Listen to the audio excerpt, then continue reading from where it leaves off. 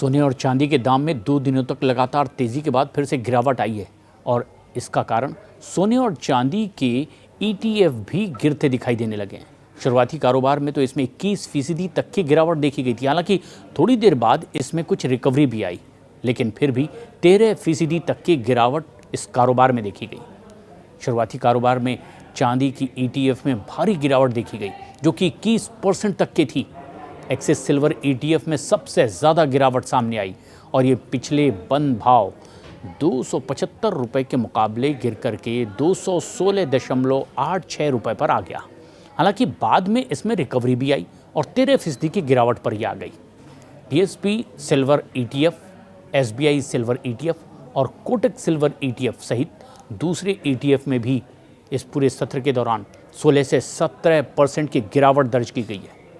ऐसे में Nippon gold ETF में 4% की गिरावट देखने को मिली, जबकि शुरुआती कारोबार में टाटा गोल्ड ETF में 6% से ज़्यादा की गिरावट आ गई थी। हालांकि रिकवरी के बाद में टाटा गोल्ड ETF 6% चढ़ करके कारोबार करता दिखाई दिया था। MCX पर चांदी की कीमत करीब 2,40,000 रुपये टूट करके 2,40,000 रुपये के आसपास आ गई और सोने के भाव में भी करीब 1,400 रुपये की गिरावट आई है और ऐसे में 1.48 लाख रुपए पर इसकी कीमत जाती दिखाई दी। सोने और चांदी के भाव में ये गिरावट 2 दिनों तक की लगातार तेजी के बाद आई। ग्रीन बैंक लगभग 2 हफ्ते के हाई पर पहुंच गया और इसमें दूसरी करेंसी वालों के लिए भी डॉलर में कीमत वाला सोना महंगा हो गया और फिर कीमती धातुओं में तेजी से गिरावट आई। वहीं इन्वेस्टर फेड चेयर के तौर पर भी केविन वॉश के नॉमिनेशन को लेकर के सोने चांदी में गिरावट की उम्मीद लगा रहे थे और डॉलर में तेजी, जिस कारण से सोने और चांदी में एक ज़बरदस्त गिरावट देखी जा रही है। वहीं जियोपॉलिटिकल टेंशन भी कम होता दिखाई देने लगा है। आधिकारिक तौर पे इसकी पुष्टि की जा रही है कि ईरान और अमेरिका के बीच ओमान में बातचीत की सहमति बनी है और इससे परमाणु तनाव कुछ हद तक के कम महसूस किया जा रहा है। अब इसी वजह से सोने चांदी भी सेफ निवेश में फिर एक बार आ सकते हैं और ये सेंटिमेंट कुछ हद तक के पहले बिगड़ता दिखाई दिया। एशियाई बाज़ारों में बुलियन की कीमत में तेज़ गिरावट आई और इसके कारण अमेरिकी राष्ट्रपति डोनाल्ड ट्रंप और चीनी राष्ट्रपति शी जिनपिंग के बीच फ़ोन कॉल पर हुई बातचीत बताया जा रहा है।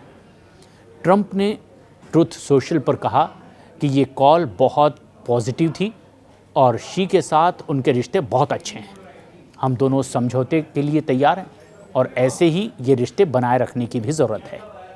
लेकिन एक्सपर्ट्स का कहना है कि अगर सोने और चांदी में आप निवेश करने का प्लान बना रहे हैं तो फिर लॉन्ग टर्म के नज़रिए के हिसाब से अभी एंट्री ले सकते हैं।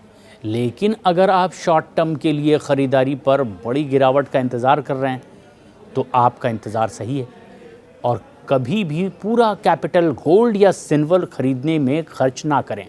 एक बहुत अहम सुझाव और कीमती राय दी जा रही है एक्सपर्ट्स की ओर से।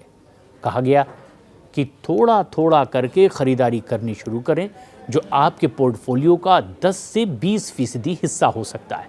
तो अगर आपको लग रहा है कि बहुत तेज़ी से गिरावट आ रही है और यही मौका है, बावजूद इसके सोना चांदी खरीदने में थोड़ी सी और हिम्मत दिखाएं और ऐसे में संभल कर ही निवेश करें।